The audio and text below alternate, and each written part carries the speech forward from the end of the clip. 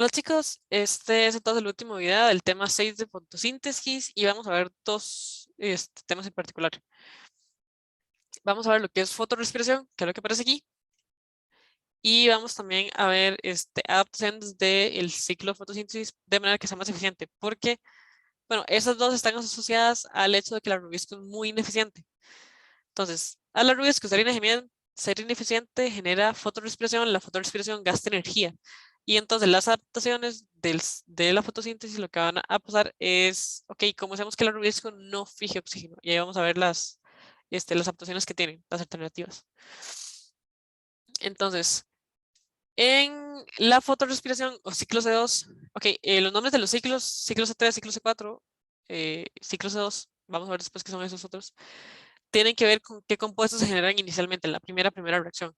Entonces, el ciclo normal de la fotosíntesis se llama C3, o sea, el ciclo de Calvin normal se llama C3 porque lo primero que va a generar es 3-fosfoglicerato, que es un azúcar de 3 carbonos. Aquí tiene 1, 2, 3.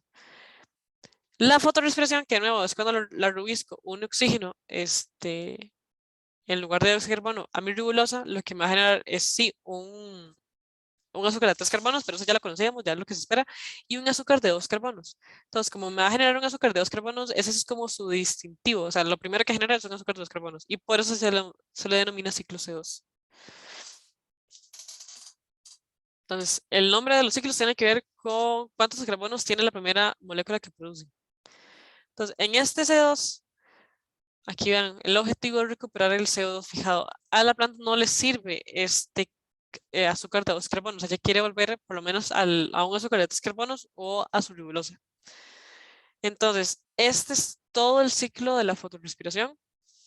Vean que de nuevo, como les dije, va a pasar por varias organelas, el cloroplasto, el peroxisoma, el mitocondria, pero la mitocondria. De hecho, la peroxisoma en células animales no tiene mucho propósito, pero en células vegetales sí van a haber primero varios tipos de peroxisoma y sí van a ser mucho más activos. Ok, entonces, primero voy a intentar venirme a dónde es que está. Ok, aquí está el ciclo de Calvin. Entonces, ok, está el ciclo de Calvin. Se va a pasar con la ribulosa. La ribulosa se va a unir a un CO2 y va a seguir el ciclo o se va a unir a un oxígeno. Si se une a un oxígeno, ven que va a producir un azúcar de 3 carbonos o va a producir un azúcar de 2 carbonos, que ese es el problema de todo. Entonces, este azúcar de 2 carbonos va a venir, se va a ir al peroxisoma. No hace falta que se sepan todo, o sea, como todo el nombre de los compuestos. Ven que aquí vienen también un montón de enzimas. No importa que se lo sepan, nada más sépanse un poco el orden de las organelas. O sea, primero el cloroplasto, luego el peroxisoma, luego mitocondria, después de la mitocondria se va a volver. Ya lo vemos. Ok, aquí de nuevo pasa al peroxisoma. Los peroxisomas solamente lo que tienen son enzimas de oxidación y reducción. Ese es como su propósito en la vida. Y bueno, después de estar en el peroxisoma ya oxidadas, producidas, aquí viene una oxidasa, o sea que se están oxidando. Van a interactuar con esto que son glutamato y alfa-cetoglutarato. Estos son más que todo sustancias que se pueden obtener de el ciclo de Krebs de la mitocondria, por si acaso. Ok, van a interactuar con esas sustancias, se van a ir a la mitocondria. En la mitocondria, entonces ahora sí va a tomar dos rutas. Hay unas partes que se van a volver hacia el cloroplasto, a interactuar con ese glutamato y alfa-cetoglutarato, pero en otro sitio. Y otras se van a devolver entonces otra vez al peroxisoma. En el peroxisoma de nuevo se van a reducir, se van a oxidar, en este caso creo que reducir más que todo. Y luego vuelve otra vez a hacer entonces un 3-fosfoglicerato. O sea, vean que cuando se fija CO2 de una vez paso a 3-fosfoglicerato, pero cuando no, y se une en oxígeno, cuando es la rubisco funciona como oxidasa, vean que el proceso es bastante largo. O sea, vienen que tienen que haber, o sea, muchas reacciones. Y no solo tienen que haber muchas reacciones, sino que se va a gastar un ATP, un NADH, otro NADH y otro ATP. O sea, si la rubisco funciona más bien como oxidasa, yo tengo que gastar 2 ATP y 2 NADH para volver a tener el azúcar que yo quería. O sea, cada vez que la rubisco fija oxígeno, gasta 2 ATP y 2 NADH. Entonces, o sea, se gasta energía y por tanto, dejar el rubisco así a la libre es un riesgo que la planta tiene que correr porque entonces el rubisco empieza a hacer cosas que no debería hacer, como en este caso, que dejar oxígeno. Ok. Bueno, aquí viene como la reacción total de todo el ciclo del C2. Sí, no es tan importante, nada más sepan, o sea, eso, que se gastó ATP, se gastó NADH y se vuelve entonces a las primeras instancias que se producen en el ciclo C3, que es la 3-fosfoglicerate. Ok. Bueno, y también ven aquí que la fotorrespiración, perdón, libera amonio. El amonio, de hecho, viene de este proceso en, se me fue la palabra, en la mitocondria. Ven que aquí hay este amonio, aquí hay otro amonio. Me parece que nada más son estos dos. Pero dice que es 10 veces producida a la reducción por nitrato. Entonces, el problema que tiene el amonio es que es muy tóxico, muy, muy, muy, muy tóxico. Entonces, tiene que de nuevo gastar energía para fijarlo, como en este caso, sacar el amonio y se va a fijar en glutamato, bueno, en glutamina, que es lo que suele el glutamato. Pero sí, entonces, o sea, tras de que gasta energía es medio tóxico, entonces sí es todo un problema. Aquí, Aquí está hablando también otra vez de la fotorespiración, nada más que ya más como en modo resumen, que está hablando del ciclo de Calvin, que su proceso su objetivo es formar azúcares, pero que si no, y la rubisco funciona como le da la gana y entra más bien por el ciclo C2, tienen que pasarse las sustancias, sí, o sea, tiene que haber ATP, nada H funcionando aquí.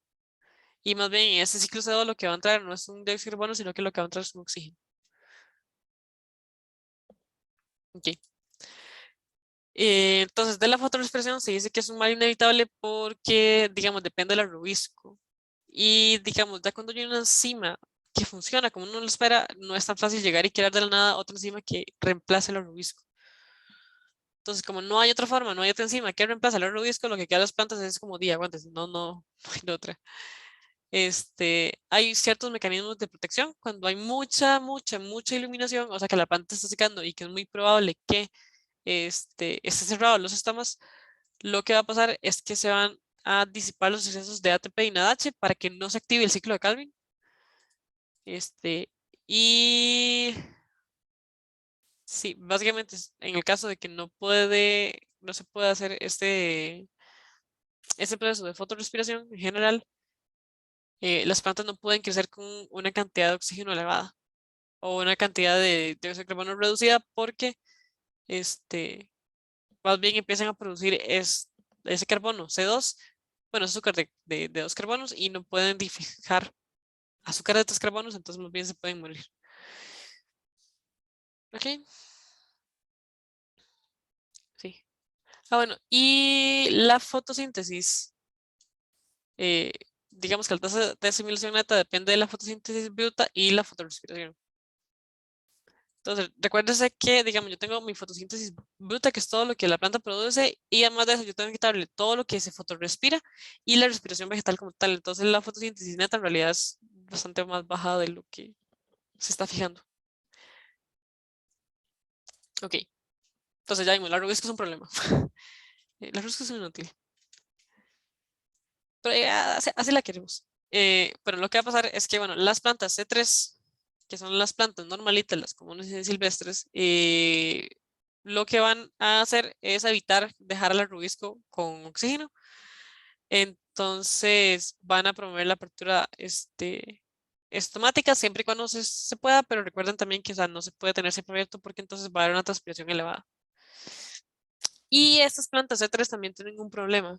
Conforme aumenta la temperatura, la, digamos, este, sí, la relación entre cuánto CO2 hay disuelto y cuánto oxígeno hay disuelto disminuye. Porque entonces a mayor temperatura se va a disolver cada vez menos CO2. No se va a disolver más oxígeno porque el oxígeno tampoco es un gas. Los gases no, en general no se quieren disolver en disoluciones acuosas calientes. Entonces más bien prefieren sustancias líquidos fríos, pero en este caso, conforme aumenta la temperatura, se va a unir menos CO2. Y por tanto va a parecer como que la cantidad de oxígeno aumenta. Ok. Y también conforme más temperatura, la Rubisco va a actuar cada vez más como oxigenasa. Entonces, a mayor temperatura, más oxigenación, más fotorrespiración. Y también tiene el problema de que se da transpiración. Entonces, muy probablemente tienen que tener los sistemas cerrados. Porque probablemente, digamos, si hay temperaturas elevadas, es mediodía. Entonces, o sea, va a tener este problema por el simple hecho de la temperatura. Y también va a tener sistemas cerrados. Entonces, o sea, las plantas C3 a mediodía son un caos. Y por eso no hacen fotosíntesis, es lo que yo les decía. Primero, hay demasiados electrones pasando. Y segundo, hay otros problemas asociados con la Rubisco. Y entonces van a haber plantas adaptadas a estas condiciones que van a ser las plantas que se conocen como C4 y las plantas CAM. Entonces, las plantas C4, esto sí se lo tienen que aprender. O sea, en serio, esto siempre tenemos como típica pregunta que pueden hacer en examen. Las plantas C4 van a tener una adaptación que les permite no gastar tanto energía en fotorrespiración. Lo que va a pasar es que van a fijar el dióxido de carbono y van a producir fotosíntesis, la fase lumínica, en lugares diferentes, en células diferentes. Entonces, las células que estén cerca de los estomas, o sea, las células que se conocen usualmente como células del mesófilo, en este caso no hay un mesófilo esponjoso y un mesófilo especializado, no, todo es mesófilo. Entonces, el mesófilo, lo único de lo que se va a encargar, como está muy cerca de donde entra el aire, lo único de lo que se va a encargar es de agarrar el CO2 y de formarlo, de fijarlo en un ácido orgánico. No van a utilizar el rubisco, y eso es importante. Ellos no utilizan el rubisco. Aquí no se van a dar, sí, digamos, como la parte del ciclo de Calvin. Lo único que van a hacer es agarrar el CO2 y lo van a fijar. Lo van a agarrar con otra enzima. En este momento no sé si viene el nombre de la enzima. Creo que es que hay varias enzimas, especialmente. Pero lo que van a hacer es agarrar el CO2 y lo van a fijar en un ácido orgánico. Van a agarrar otro ácido que es un carbono C3 y lo van a unir al CO2 y van a formar un ácido C4. Eso es lo que van a hacer los solos del mesófilo. Y además de eso, van a generar toda la parte lumínica de la fotosíntesis. No van a realizar la fase oscura. No van a realizar ciclo de Calvin. Lo único que hacen es fijar CO2 y hacer la parte lumínica. O sea, generan el ATP y el NADH para la fijación, pero no lo van a fijar ellas. O sea, para que tengan claro. Entonces, las células del mesófilo, ¿cómo se encargan de toda la parte lumínica? Van a tener cloroplastos con muchos tilacoides, que es lo que se ve aquí. Esos cloroplastos hinchados que se nota que tienen como sí, los tilacoides, sí, los tilacoides, se me olvidó el término. Sí, pero como tilacoides muy seguidos uno del otro, apilados. Eh, Esos tilacoides sirven para la fase lumínica de la fotosíntesis y por tanto las células de mesófilos van a tener varios de esos cloroplastos. Entonces, esas son las células del mesófilo. Vean, asociadas aquí a las células de la vaina. Ya vamos a ver qué son las células de la vaina. Son células grandes y con paredes celulares gruesas. Cloroplastos con grana, es eso, los tilacoides esos, apilados. Y no van a tener rubisco. Eso es importante. Lo que va a pasar es que estas células del mesófilo van a agarrar y le van a dar todas las sustancias que ellas producen a las células de la vaina. Las células de la vaina se encuentran alrededor de la vaina, pues, te olvidé la palabra, sí, de donde está el xilema y el floema, digamos, de las vainas de las hojas. Entonces, la vaina es la parte que tiene xilema y floema, las células de la vaina es lo que está alrededor de la vaina. Y esas células de la vaina, lo que van a hacer es todo lo que falta. No van a tener que orar plásticos con con granas, porque no van a hacer la fase lumínica, sino que lo único que van a hacer es la fase oscura. Y entonces, de cómo van a hacer la fase oscura si están lejos de los estomas, lo que va a pasar es que esas células del mesófilo que fijaron el ácido orgánico van a agarrar el ácido orgánico, se lo van a dar a la célula de la célula de la vaina va a separar el ácido orgánico del CO2 y el CO2 se lo va a dar al rubisco. Entonces, de esta manera la rubisco queda aislada, digamos, lo único que le pueden dar es el CO2 que agarran, separan del ácido orgánico y se lo dan. Entonces, se asegura de que es suficiente, se asegura de que ella no entre en contacto con oxígeno y sea capaz de fijar el CO2 de forma correcta. Y esas células de la vaina pues, no ocupan tener la parte lumínica porque las células del mesófilo les están dando todo, le están dando el ATP y el ATPH necesario para generar el G3P del ciclo de Calvin. Y aquí viene un poco entonces más del proceso. Este no es solo el único ciclo que existe, hay varios diferentes tipos de plantas C4, dependiendo especialmente de qué ácido producen, qué ácido C4 producen, pero ese es como en una vista un poco en general.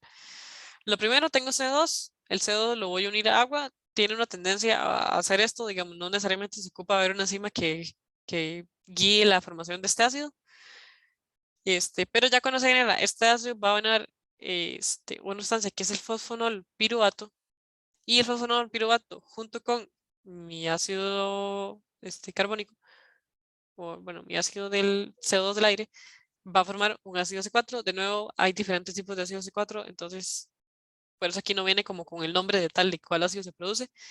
Este ácido C4, ven que aquí estamos en la célula del mesófilo, y va a pasar entonces de mi mesófilo a mi célula de la vaina. Y entonces ya ahora sí, en mi célula de la vaina, este ácido C4 va a ir a la mitocondria. Y en la mitocondria va como que a revertir el proceso, en lugar de unirlo, lo va a separar en una molécula de CO2 y en un ácido C3. Mi ácido C3 entonces se va a devolver a mi mesófilo, va a pasar por una parte de regeneración porque ven que aquí no solo se le unió CO2, sino que se le unió digamos, un ácido como tal, el ácido carbónico, o sea, que tiene un hidrógeno, que tiene 3 oxígenos. O sea, no es exactamente mi mismo fosfonol piruvato el que se va a producir aquí. Porque, digamos, aquí yo le uní HCO3 y aquí yo le separé CO2. O sea, no le uní y le quité lo mismo, sino que le uní una cosa y le quité una cosa totalmente diferente. Entonces, tiene que unir por un proceso de regeneración para poder volver a hacer fosfonal piruvato y volver a unirse al CO2, sí, CO2 del aire. Ujú. Estos ácidos C4 se van a ir a través de los plasmodesmos, que son estos huecos que ven aquí. Ok, aquí está hablando de la descarboxilación, o sea, cuando yo le separo el CO2 al ácido, que es eso que sucede en la mitocondria. Aquí está hablando del regreso, de la regeneración de este ácido C3. Y sí, aquí esto que viene un poco más arriba es de nuevo un caso en específico. Por eso dice su metabolismo difiere entre las diferentes especies. O sea, ahí esto es un caso en específico en que el fosfonol piruvato y el CO2 producen ácido oxalacético o AOA, este que ven aquí. Y esta enzima que se encarga de la carboxilación se va a producir como PEP carboxilasa, porque no agarra el fosfonol piruvato o PEP y le va a unir un carbono, carboxilasa. Y sí, ese es el ácido que se va a provocar. Aquí ya, digamos, la reacción es un toque más complicada. Creo que, bueno, sí, ese es el cuadro que estaba esperando. Aquí en este cuadro viene un poco como qué ácidos C4 se producen, qué ácidos C3 se devuelven. Vean que nunca son lo mismo, o sea, de malato pasa a piruvato, de aspartato pasa a alanina, de aspartato pasa a piruvato, por lo que les decía. O sea, yo les uní aquí HCO3 y aquí yo les quité CO2, o sea, no les agregué ni les quité lo mismo. Aquí hablan del proceso de la descarboxilasa. Ujú. Vean que en este caso sí va a pasar en la mitocondria, pero también hay casos específicos en que puede pasar en el citoplasma de la célula o dentro del cloroplasto. O sea, aquí tampoco se lo crean tan fijo que esta es la mitocondria como tal. O sea, esto es un caso en específico en que pasa en la mitocondria. Y ok, ya luego de esto está toda la parte de regeneración, pero aquí ni siquiera viene. Las plantas que realizan C4, la gran mayoría son las poáceas. Me parece que no todas las poáceas son C4, pero me parece que la mayoría de las C4 son poáceas. Que si vieron los videos del tema 5 de nutrición mineral, ellas también tienen mecanismos específicos para la absorción de hierro diferentes al resto de las plantas, porque las plantas C4 son raras, las poáceas son raras. O sea, tienen un método de hacer fotosíntesis diferente, un método de absorber hierro diferente, entonces sí son diferentes. Y también por esto, bueno, las poáceas, por si acaso, incluye todos los pastos. Por eso los pastos pueden crecer en lugares calientes, con mucho sol, porque Bueno, eso no lo hemos visto todavía, lo voy explicando. Lo que pasa es, primero son más eficientes en hacer fotosíntesis, crecen más rápido que el resto de las plantas porque generan más azúcares y además, como la rubisco nunca va a interactuar con oxígeno, pueden mantener los sistemas abiertos por más tiempo. Entonces pueden fotosintetizar, digamos que al mediodía, porque o podemos bien mantener los sistemas cerrados a mediodía para no perder agua. Pero a ellos no les importa porque como la rubisco está helada, la rubisco nunca va a interactuar con el O2, porque el oxígeno no se produce en la parte oscura. Recuerden que el oxígeno se produce en la parte lumínica de la fotólisis del agua. Entonces, el oxígeno se va a producir en las células del mesófilo, pero nunca va a interactuar directamente con el rubisco porque el rubisco está solo en las células de la vaina. Y la célula de la vaina nunca va a producir oxígeno porque no realiza la parte lumínica. O sea, vean los cloroplasto, no podría realizar jamás la parte lumínica. Entonces, más bien al contrario, no es que ahora los estamos, sino que los pueden mantener cerrados más tiempo y no va a generar tanta fotoexpresión. Entonces, crece más rápido y pierde menos agua. De hecho, ven lo que viene aquí. Una planta C4 fija un CO2 por cada 250 moléculas de agua y una planta C3 fija un CO2 por cada 500, o sea, el doble. Gasta el doble de agua una planta C3. Entonces, las plantas C4 crecen en lugares más secos con más sol. De nuevo, así como la caña de azúcar, el maíz, me parece que el arroz no, pero el trigo sí.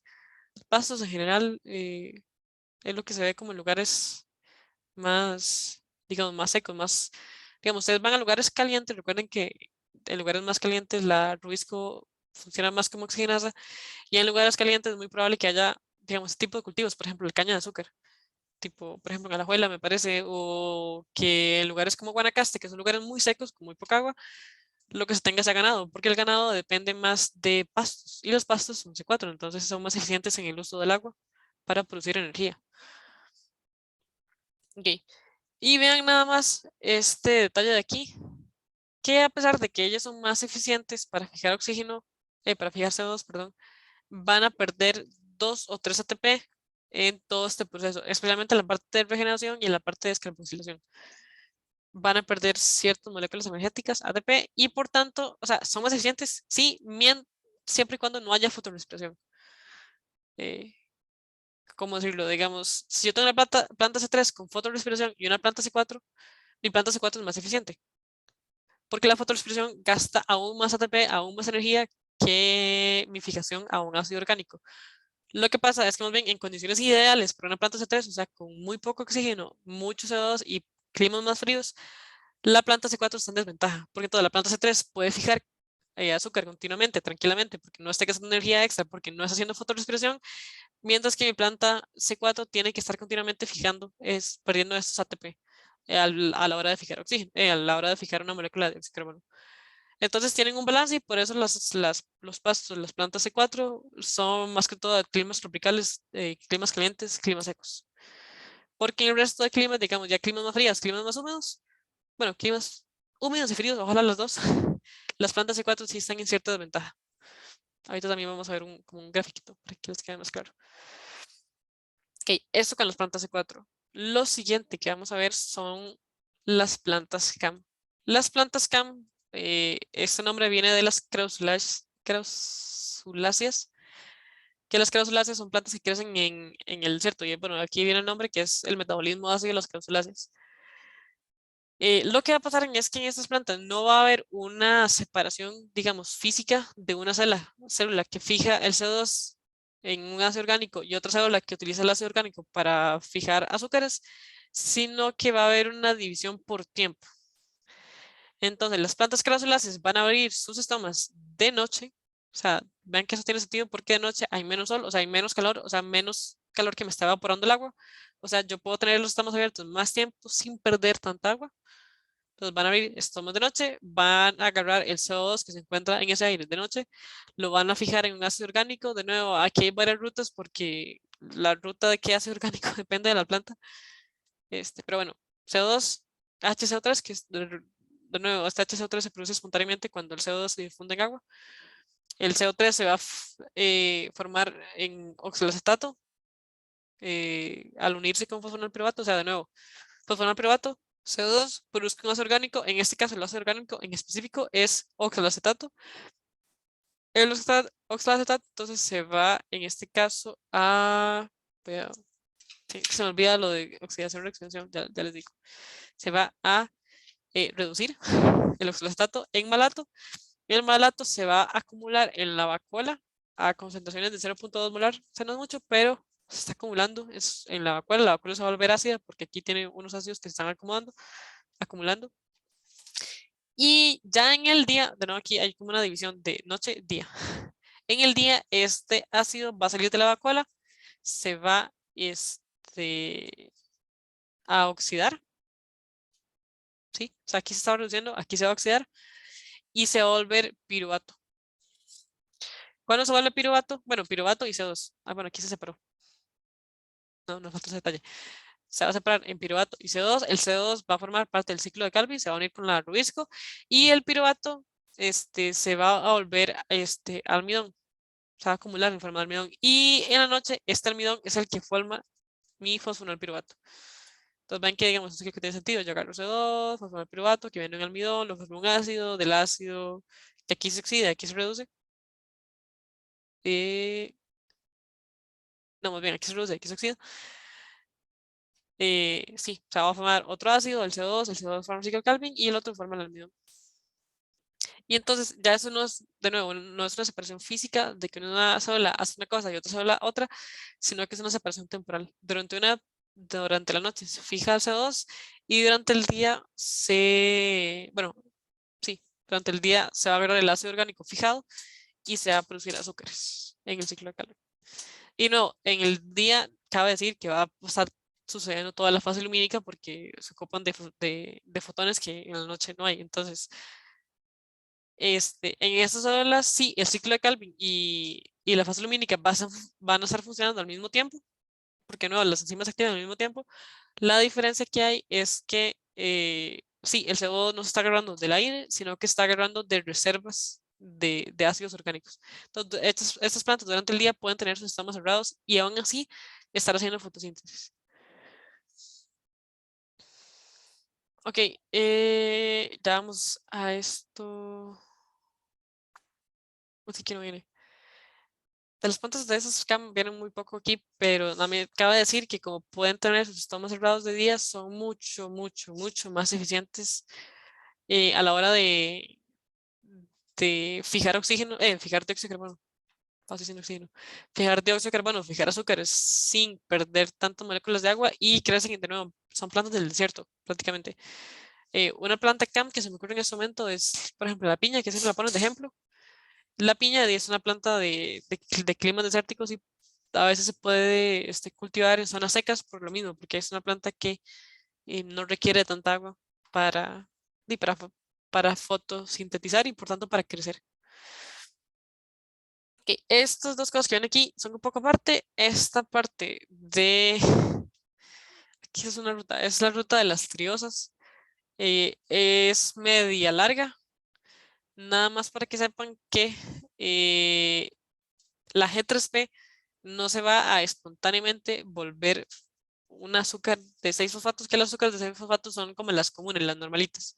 La glucosa, la fructosa, la sacarosa es un disacárido, pero técnicamente está formado de azúcares de 6 carbonos. Entonces, del ciclo de Calvin, ve que aquí viene una triosa fosfato. Triosa fosfato quiere decir un azúcar de 3 carbonos con un fosfato, o sea, G3P.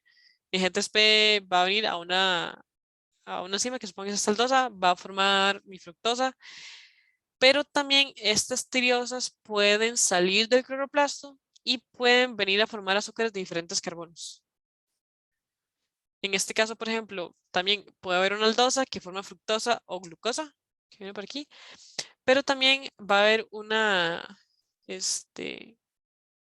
esta hexosa isomerasa, por si acaso, es lo que permite transformar la fructosa en glucosa, es lo que hace este cambio. Okay.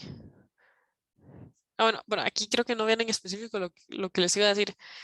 Estas triosas fosfato no solo pueden formar esta glucosa y fructosa, sino que pueden formar azúcares de 3, 4 carbonos, dependiendo de a qué proceso metabólico se sometan. Entonces puede que esas triosas vayan en el citosol y formen otros azúcares, o vayan en la mitocondria y formen otros azúcares que no sean necesariamente de 6 carbonos. Y de nuevo, vean que no es espontáneamente, vean que tampoco es solo en el cloroplasto, sino que es tanto en el cloroplasto como en el citosol. Tal vez aquí nada más lo importante también es que esta glucosa y fructosa van a formar sacarosa, que la sacarosa es el azúcar que se transporta en el floema. En el floema no se va a transportar casi nada, digamos, de fructosa sola o de glucosa sola, sino que se van a mover en forma de sacarosa. Y sí, vean que a la hora de agarrar mi triosa fosfato y de formar, por ejemplo, fructosa o glucosa, yo les puedo quitar los fosfatos a estos azúcares. O sea, yo puedo tener fructosa bifosfato o puedo tener fructosa normal o fructosa un fosfato. Entonces, va a haber como un ciclo de fosfatos, digamos, como que viene mi trozo de fosfato, le da los carbonos a esta fructosa, pero el fosfato se devuelve otra vez al ciclo de Calvin para poder formar otra vez una triosa con un fosfato. Nada más para que sepan eso. O sea, no solo aquí hay que tener en cuenta los carbonos, de dónde están moviendo, de qué cantidad de carbonos hay, sino que también hay que tener un toque en cuenta de los fosfatos inorgánicos. Esto como detalle.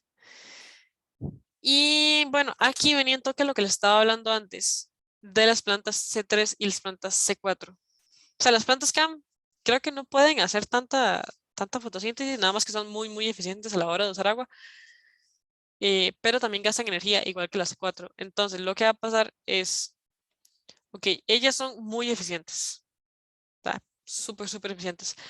Lo que va a pasar es que en algún punto se van a saturar. O sea, la cantidad de azúcares que ellas pueden fijar o sea, por segundo, por minuto, este, de cierta manera va a encontrar un máximo de acuerdo a que para fijar un solo CO2 ocupa energía.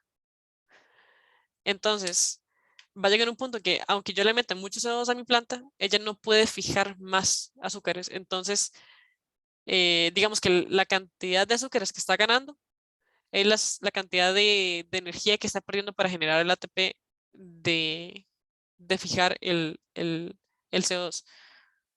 No sé si les quedó aquí como muy claro esa parte, que siento que como era de ella. Este, pero sí, digamos, ellos se van a saturar en algún punto. No pueden fijar más CO2 a través de ácidos orgánicos, que además la fijación de este ácido orgánico requiere energía.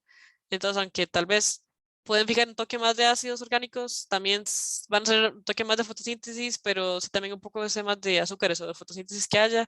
Tienen que utilizarse partes de energía para fijar el CO2. Entonces, este, bajo ciertas condiciones ellos son eficientes, pero también se saturan muy fácil. Lo que pasa con las plantas C3 es que ellas no se saturan. El problema es que son usualmente menos eficientes. Ven que aquí está la fijación neta de CO2 y esta es mi concentración de CO2. Las plantas C3 a concentraciones bajas de CO2, la rubisco empieza a fijar oxígeno. Entonces, a concentraciones muy bajas de CO2, las plantas son muy ineficientes. Ven que hay una desfijación neta de CO2, o sea, una fijación negativa. A concentraciones más altas de CO2, pasa que las C3 pueden fijar muchos azúcares y no tienen que perder como esa energía extra de fijar el CO2 primero en un ácido. Porque de todas maneras aquí ya hay tanta concentración de CO2 que la rubisco casi no está funcionando como oxigenasa. Entonces la planta C3 más bien está fijando un montón de azúcar y por tanto se vuelve más eficiente que la C4. Y de hecho va a crecer mucho más y no va a llegar como a ese plató que llega a la planta C4. La planta C3 puede seguir creciendo. Lo que pasa es que ahorita, actualmente, la concentración de CO2 está por ahí de los 200, ven aquí, microlitros por litro. Entonces, como estamos, digamos, actualmente a este nivel, las plantas C4 sí son más eficientes que las plantas C3. Ujú. Ok, y de hecho aquí también está hablando un poco también de la ventaja de las plantas C4 sobre las plantas C3. Aquí está hablando también de cuánto CO2 se fija y aquí está hablando de la temperatura foliar. A las plantas C4, como no le están dando oxígeno a la rubisco nunca va a funcionar como oxigenasa, entonces la rubisco siempre va a funcionar igual. O sea, a ella no le interesa si no, digamos, no va a de repente volverse más oxigenasa porque de todas maneras no tiene oxígeno cerca de ella, solo tiene el CO2 que le están dando, entonces ella siempre va a fijar CO2. Lo que pasa en las plantas C3 es que a mayor temperatura la rubisco cada vez es más oxigenasa y esta rubisco sí tiene acceso a oxígeno, entonces sí va a funcionar como una oxigenasa, entonces cada vez va a empezar a hacer más fotorrespiración y va a llegar a un punto por ahí los 30 y algo grados en que las plantas C4 son más eficientes que las plantas C3. Entonces, de nuevo, por eso son en lugares calientes.